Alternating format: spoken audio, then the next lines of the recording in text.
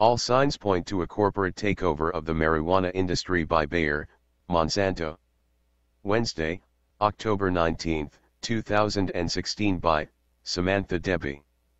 Tags, Monsanto, Bayer, marijuana industry. Natural news, following months of negotiations and various offers, Germany-based Bayer has finally sealed the deal with Monsanto, purchasing the seed giant for $66 billion.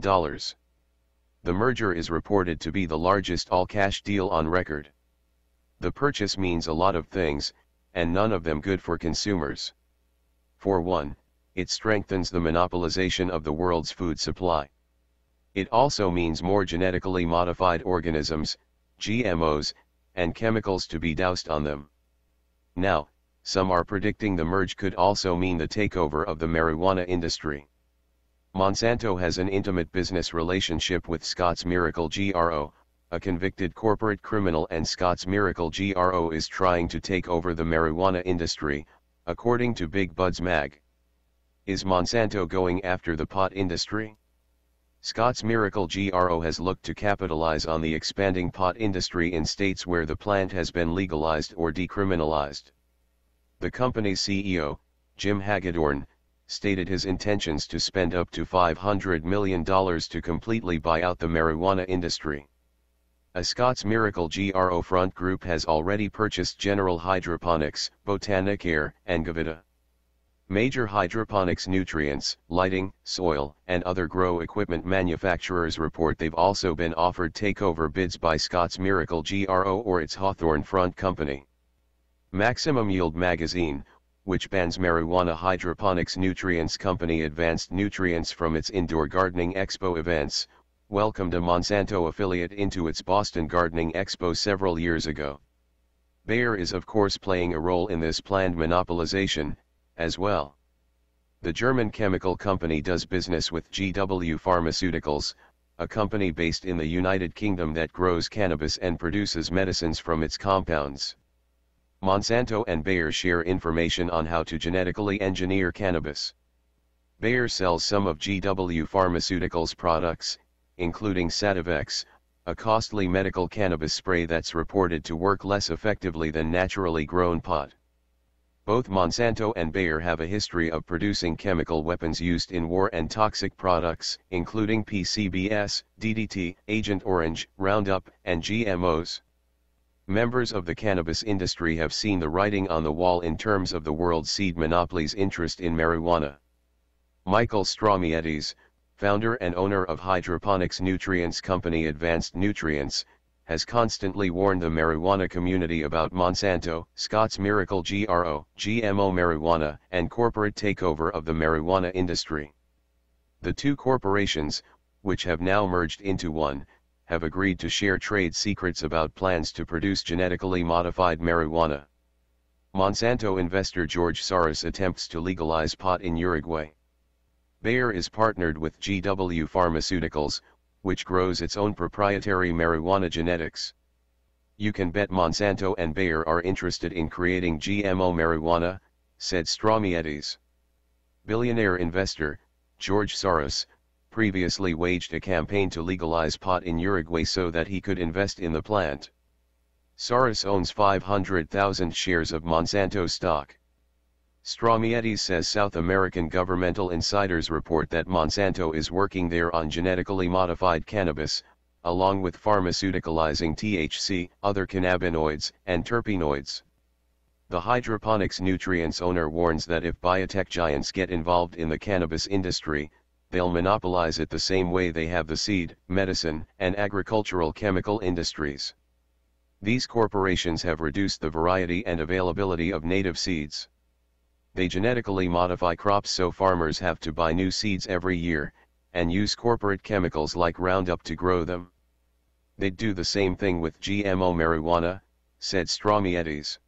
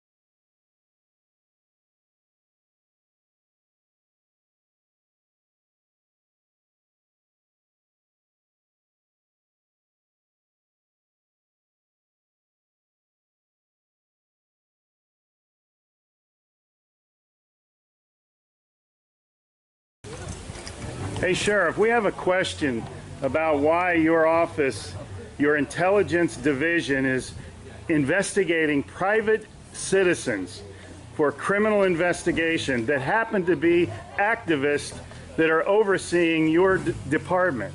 Why would you have your intelligence division investigate private citizens? We have done...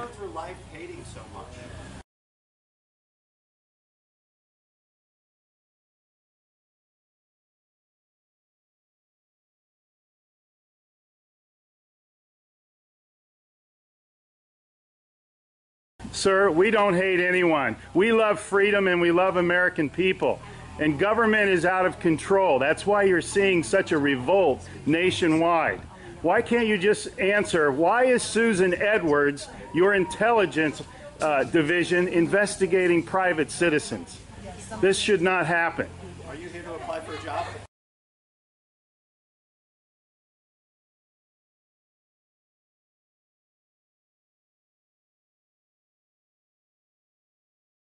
Possibly I might be applying for a job, but that's irrelevant to my question.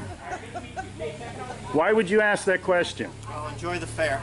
Okay. Excuse me. Excuse you? Excuse me, sir. So those of you that haven't Wow. been on a bike before, Sheriff's getting a little too pushy. You work for us, Sheriff. Just keep that in mind. At one time we respected you, but not with that type of attitude.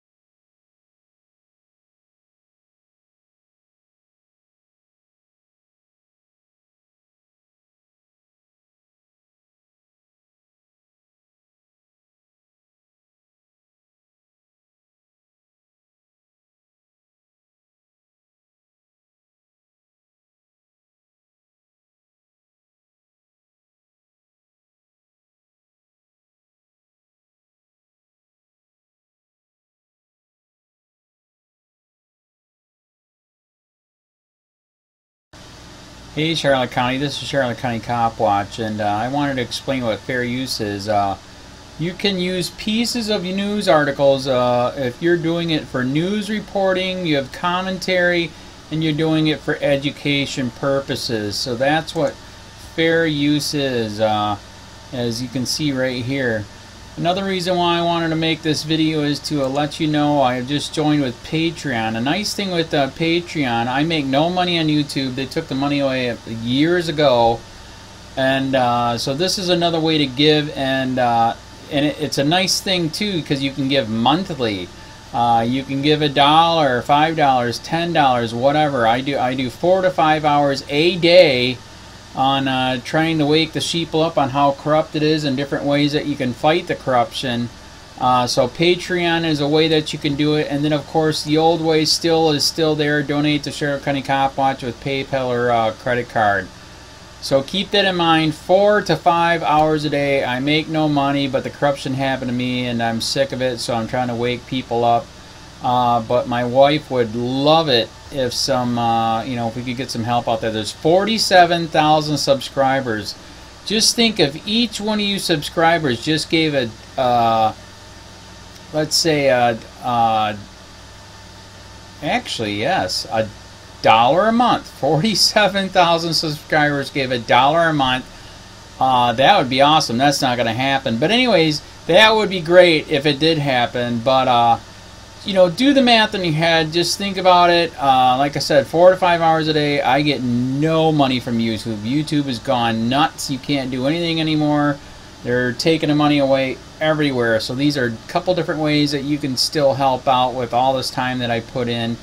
And as you know, I'm in a special situation where, at least I can do it. 4 to 5 hours a day. We have a cleaning company during the day. That's what allows me to do this, and we're debt free. So this is my hobby. I don't go fishing and all that other crap. I try to save the world. So help me out to make the wife happy, man. In fact, if you guys did give $1 a day, and there was 47,000 of you, and you did it, and each of you gave $1, and that was every month, oh my God, yes, I could quit. I could start suing them. Another idea too that we have is, if I got, some funds, we could actually contact everyone that has been ticketed and or arrested and put in jail and start sending them postcards to let them know we're here, and to see if everything went all right, and if it didn't, find out their story. So we could even do more investigations and more lawsuits. Lawsuits take money. So just think about that. 47,000 of you so far right now. $1 a day. $1 a month on Patreon, or $5 a month Patreon, 10, 20, whatever. Just do the math in your head. Help out. This is a lot of work every single day. Thanks.